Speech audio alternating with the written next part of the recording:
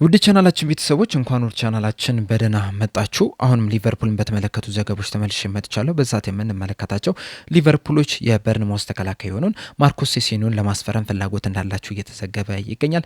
እንደዚሁም የአሊሰን ቤከር ኮንትራትም ለማራዘምም እያሰቡ ይገኛል እየተባለ ነው። የሂጉ ኤኪቲኬም ጉዳትን የተመለከተም ዘገባም ይኖረናል። እንደዚሁም ዴቪድ ኦርንስቲን በአሰልጣኝ አርነ ስሎት ዙሪያም የሰጠውን አስተያየትም የምንመለከት ይሆናል። እስከ መጨረሻው ደቂቃ ድረስም አብራችሁ ቆይታችሁ እንድትከታተሉትም በአክብሮት እጋብዛለሁ። ያላችሁን ሀሳብ እንዳለ ኮሜንት ሴክሽን ላይ በመጻፍ እንድታሳውቁኝ፣ እንደዚሁም ሰብስክራይብ፣ ላይክ፣ ሼር እያደረጋችሁም የቻናሉ ቤተሰብ እንድትሆኑም በአክብሮት እጠይቃለሁ። አሁን በቀጥታ ወደ ያስኩላችሁ ዘገቦችን ማመራ ይሆናል። አብራችሁን ቆዩ። በመጀመሪያ የምንመለከተው ሂጉ ኤኪቲኬን የተመለከተውን ዘገባ ይሆናል።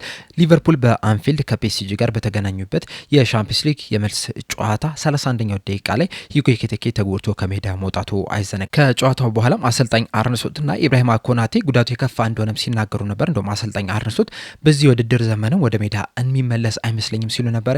ኢብራሂማ ኮናቴ በአንጻሩ ለዓለም ዋንጫም እንደማይደርስ ስጋትም እንዳለውም ሲናገር ነበርና አሁን ላይ እንግዲህ የተለያዩ መረጃዎችንም ስንመለከት ምናልባትም ሂጉ ኤኪቲኬ ከ9 እስከ 12 ወራትም ከሜዳ ሊርቅ እንደሚችል ነው እየተነገረ የሚገኘው። በእርግጥ የተለያዩ መረጃዎች ጉዳቱ የተለያየ ነገር ነው እያሉ ይገኛል። አንዳንዶቹ የጅማት መበጠስ እንደሆነ ነው እየተናገሩ የሚገኙትና እንደዛ የሚሆን ከሆነ ደግሞ ከ9 እስከ 12 ወራት ከሜዳ ሊርቅ እንደሚችል ነው እየተነገረ የሚገኘው። ይህ ዜና እንግዲህ ለሊቨርፑልም ለተጫዋቹ ለሂጉ ኤኪቲኬም ደስ የሚል ዜና አይደለም፣ በጣም መጥፎ የሚባል ዜና ነው።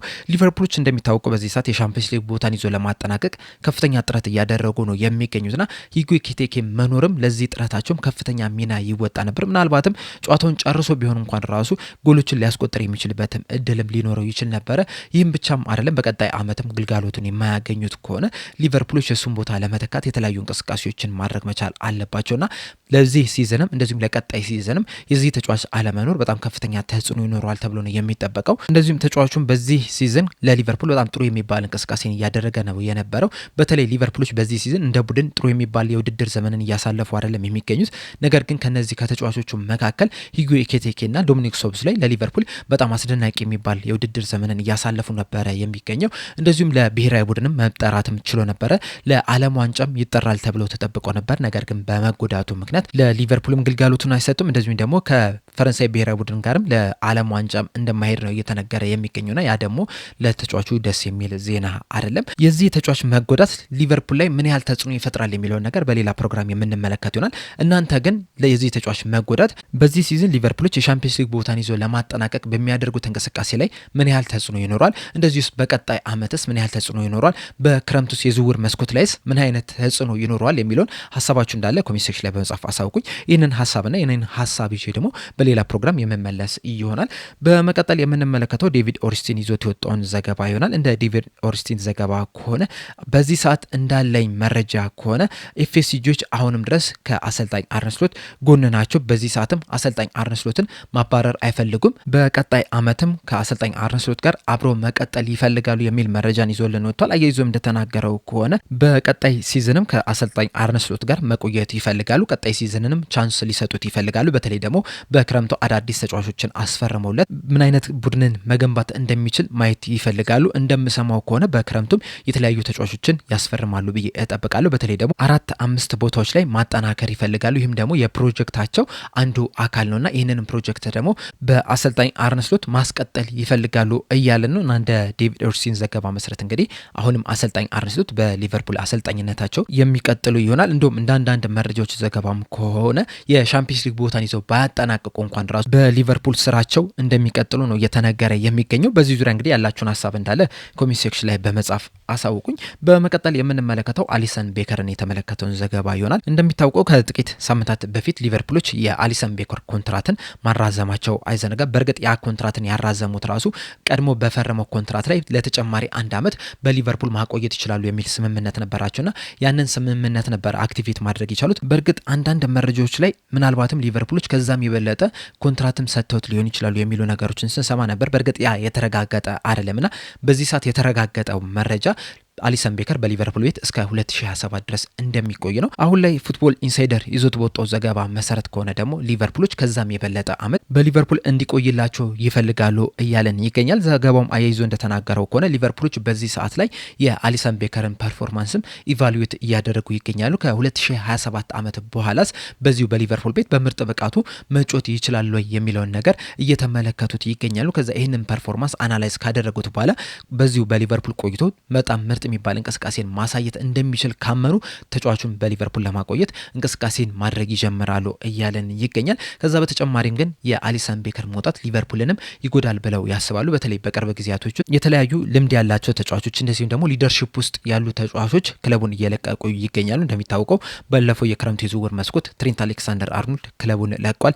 በሚመጣው የክረምት የዝውውር መስኮት አንዲ ሮበርትሰንና መሐመድ ሳላም ክለቡን የሚለቁ ይሆናልና አሊሰን ቤከርም የሚከተላቸው ከሆነ ያንን የሊደርሺፕ ኳሊቲን እናጣለን ብለው ይሰጋሉና ሁሉም ተጫዋቾች በተለይ ልምድ ያላቸው ተጫዋቾች ቶሎ እንዲወጥላቸው አይፈልጉም። ስለዚህ አሊሰን ቤከርን ለትንሽ አመታት ለማቆየት እያጤኑበት ይገኛሉ እያለን ነው። በተለይ ለሊቨርፑል አሳሳቢ የሚሆነው የአሊሰን ቤከር በተደጋጋሚ መጎዳት ነው። በዚህ ሲዝን እንኳን ራሱ በተለያዩ አጋጣሚዎች ላይ ሲጎዳ መመልከት ችለናል። ላለፉትም አመታት እነዚህ ጉዳቶችም ሲደራረቡበት መመልከት ችለናልና ያ ነገር እንዳሳሰባቸው ነው እየተነገረ የሚገኘውና ከዚህ በኋላ ጉዳቱ መጠኑ ምን ያህል ሊሆን ይችላል፣ በምን አይነት ፐርፎርማንስ በሊቨርፑል ሊቆይ ይችላል የሚለውን ነገር ኢቫሉዌት ካደረጉ በኋላ ውሳኔዎችን እንደሚያስተላልፉ ነው እየተነገረ የሚገኘው። በዚህ ዙሪያ ያላችሁ ሀሳብ ምንድነው? ከ2027 ዓመት በኋላ አሊሰን ቤከር በሊቨርፑል መቆየት አለበት ብላችሁ ታስባላችሁ ወይስ ይበቃዋል በሊቨርፑል ያለው ቆይታ ከሊቨርፑል ቢለቅ ይሻላል ብላችሁ ታስባላችሁ? ሀሳባችሁ እንዳለ ኮሜንት ሴክሽን ላይ በመጻፍ አሳውቁኝ።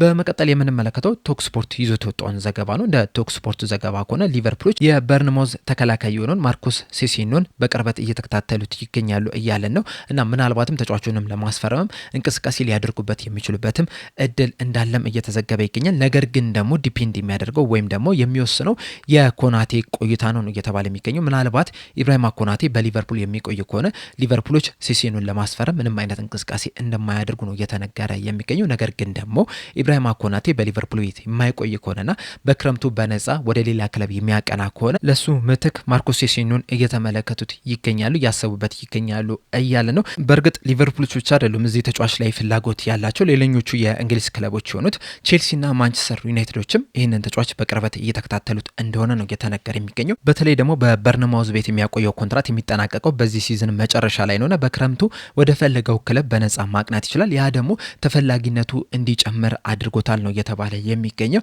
ለሊቨርፑል ትልቁ አድቫንቴጅ የሚሆንላቸው ይህ ተጫዋች ወደ በርንማውዝ የመጣው 2022 ላይ ነበርና ያመጣውም ደግሞ የአሁኑ የሊቨርፑል ስፖርቲንግ ዳይሬክተር የሆነው ሪቻርዲዮ ነው። ሪቻርዲዮ እንግዲህ ከፌኖርድ ነበር 2022 ላይ ወደ በርንማውዝ እንዲመጣ ያደረገው። ከዛ ጊዜም ጀምሮ ለበርንማውዝ በጣም አስደናቂ የሚባል እንቅስቃሴን ማድረግ የቻለ ተጫዋች ሆኗል። በተለይ ደግሞ ባለፈው የክረምቱ የዝውውር መስኮት ላይ በርንማውዞች 3 የተከላካይ መስመር ወሳኝ ተጫዋቾቻቸውን ለተለያዩ ክለቦች መሸጥ ችሏል። አንደኛው ወደ ሪያል ማድሪድ፣ አንደኛው ወደ ሊቨርፑል፣ አንደኛው ደግሞ ወደ ፒኤስጂ ማቅናት ችሏል። ከዛ በኋላም በርንማውዞች ይቸገራሉ ተብሎ ተጠብቆ ነበር። ነገር ግን በዚህ ሲዝንም በጣም ጥሩ የሚባል እንቅስቃሴን እያደረጉ ነው የሚገኙት። ላለፉት 12 የፕሪሚየር ሊግ ጨዋታዎችም ምንም አይነት ሽንፈት አላስተናገዱም። እንዲሁም በቅርቡ ራሱ ከአርሰናል ጋር ተገናኝቶ በኤሚሬትስ ሜዳ ላይ 2-1 በሆነ ውጤት ማሸነፍ ችሏልና በጣም ጥሩ የሚባልን ጊዜን እያሳለፉ ነው የሚገኙት። ለዚህ ደግሞ ጥሩ እንቅስቃሴያቸውም ወሳኝ ሚና ከተጫወቱ ተጫዋቾች መካከል አንደኛው ተከላካዩ ማርኮስ ሴኔሲ ነው እየተባለ ይገኛልና እዚህ ተጫዋች ላይ እንግዲህ የተለያዩ ክለቦች ፍላጎታቸውን እያሳዩ ነው የሚገኙት። ሊቨርፑልም ከነዚህ ክለቦች መካከል አንደኛው ነው። በዚህ ሲዝንም እንግዲህ ለበርንማውዝ 31 ጨዋታዎችን ማድረግ ሲችል 4 አሲስቶችን ማስመዝገብ ይችላል። እንደዚሁም የግራ እግር ተጫዋች ነው ማርኮስ ሴኔሲ እና ቨርጅል ቫን ዳይክ ብዙ ጨዋታዎች እንዳይደራረቡ ለማሳረፍም ይህንን ተጫዋች መጠቀም ይቻላል። ከዛ በተጨማሪም በፕሪሚየር ሊጉም ላለፉት 4 ዓመታት በጣም በጥሩ ሁኔታ መጮት የቻለ ተጫዋች ነው። እንደዚሁም 28 ዓመቱ ላይ የሚገኝ ተጫዋች እንደመሆኑ መጠን ልምድም ያለው ተጫዋች ነውና ለሊቨርፑል በጣም ትልቅ ግልጋሎት መስጠት ይችላል። በተለይ ደግሞ ቨርጅል ቫን ዳይክ እድሜው 34 ዓመቱ ላይ ነው የሚገኘው። ጉዳት ካጋጠመው በቶሎ ላያገግም የሚችልበት እድል አለ። እንደዚሁም በየ3 ቀኑም በምርጥ ብቃቱም ይጫወታል ማለት ትንሽ ያስቸግራል። በጣም ጨዋታዎች እየተደራረቡ እየመጡ ነው የሚገኙት። እንደዚሁም የጨዋታ የተጫዋቾቹም ጥንካሬም በዛው ልክ ከፍ እያለ እየመጣ ነው የሚገኘውና በዚህ መሀልም እረፍት ለመስጠትም እንደዚህ አይነት ልምድ ያላቸውን ተጫዋቾች ማምጣት ያስፈልጋል። ነገር ግን ደግሞ 28 ዓመቱ ላይ እንደመገኘቱ መጠን ልምድ እንኳን ቢኖረው ራሱ ሊቨርፑሎች 28 ዓመቱ ላይ የደረሰን ተጫዋች ብዙ ጊዜ ሲያስፈርሙ አልተመለከትንም። ምናልባት ተከላካይ ስለሆነ እንደ ሌሎቹ ቦታዎች ያን ያህል ብዙ እድሜው አፌክት ላይ ያደርገው ይችላል። ምክንያቱም ቨርጂል ቫን ዳይክ እንኳን እስከ 34 ዓመቱ በጣም በጥሩ ብቃት እየተጫወተ ነው የሚገኘው። እንደዚሁም ከዚህ በፊትም ደግሞ እንደነ ሲልቫ አይነት ተጫዋቾች እስከ 39 ዓመት በቼልሲ ሲጫወቱ መመልከት ችለናልና የመሀል ተከላካዮች ብዙ ጊዜ እድሜያቸው ገፍቶ ራሱ በጣም በጥሩ ብቃት ሲጫወቱ ተመልክተናል። በዛ ምክንያት ተጫዋቹን ሊያመጡ የሚችሉበት እድል አለ። ነገር ግን ኢብራሂማ ኮናቴ በሊቨርፑል ቤት የሚቆይ ከሆነ ይህንን ተጫዋች ግን ያስፈርሙታል ተብሎ አይጠበቅም። በእርግጥ አሁንም እንደዚህ አይነት ተጫዋቾች ያስፈልጋሉ። ኢብራሂማ ኮናቴ ቢኖር እንኳን ራሱ ይህንን ተጫዋች ማምጣት በጣም ትልቅ ጠቀሜታ አለው። በተለይ የግራ እግር ተጫዋች እንደመሆኑ መጠን ለቨርጂል ቫን ዳይክ ተተኪ መሆን ይችላል፣ ተቀያሪ መሆን ይችላል። በእርግጥ ሊቨርፑሎች እንደ ጀረሚ ዣኪና እንደ ጆቫኒ ሊዮኒ አይነት ወጣት ተጫዋቾች አሏቸው እና ይህንንም ተጫዋች የሚያስፈርሙ ከሆነ የመሀል ተከላካይ ቁጥሩ ወደ 5 ነው ከፍ የሚለው። እንደዛም ቢሆንም ግን ለሊቨርፑል በተለይ ደግሞ ለረዥም ሲዝን እንደዚህ አይነት ብዛት ያላቸው ተከላካዮች የግድ ያስፈልጋሉ ብዬ ነው የማስበው። በተለይ ደግሞ የዚህ ሲዝን የጉዳት ታሪኮችን ከተመለከተን አሁን ኢብራሂማ ኮናቴን ብቻ ብንመለከተው እንኳን ራሱ አንዳንድ ጨዋታዎች ላይ መሰለፍ ሳይገባው ራሱ በሌሎች ተጫዋቾች ጉዳት ምክንያት ጨዋታው ላይ በቋሚነት ሲጀምር ተመልክተናል። ሙሉ 90 ደቂቃም ሲጫወት የተመለከትንበትም አጋጣሚ ያለና በቀጣይ ሲዝንም ይሄ ነገር እንዳይፈጠር ማድረግ መቻል አለባቸው። በተጨማሪም ቅድም እንዳልኳችሁ ተጫዋቹ ኮንትራቱ በዚህ በሲዝኑ እንደተጠናቀቀ ያበቃልና በነፃ የሚገኝ ተጫዋች እንደመሆኑ መጠን ሊቨርፑሎች ኢብራሂማ ኮናቴ በሊቨርፑል ቢቆይ እንኳን ራሱ ይህንን ተጫዋች የግድ ማስፈረም አለባቸው ብዬ አስባለሁ። ወይም ደግሞ ሌላ ተጫዋችም ወደ ቡድኑ መቀላቀል አለባቸው። ወጣት ያልሆነ ልምድ ያለው ተጫዋችን ወደ ቡድኑ ማምጣት አለባቸው ብዬ አስባለሁ። እናንተስ በዚህ ተጫዋች ዙሪያ ያላችሁ ሀሳብ ምንድነው? ሀሳባችሁ እንዳለ ኮሜንት ሴክሽን ላይ በመጻፍ አሳውቁኝ። ለአሁን ግን እኔ እዚህ ላይ አበቃው። እስከ መጨረሻ ደቂቃ ስለተከታተላችሁን ከልብ አመሰግናለሁ። በቀጣይ በሌላ እስከምንገናኝ ድረስ ግን ሰብስክራይብ፣ ላይክ፣ ሼር ማድረግ እንዳትረሱ። ቸር ያቆየን።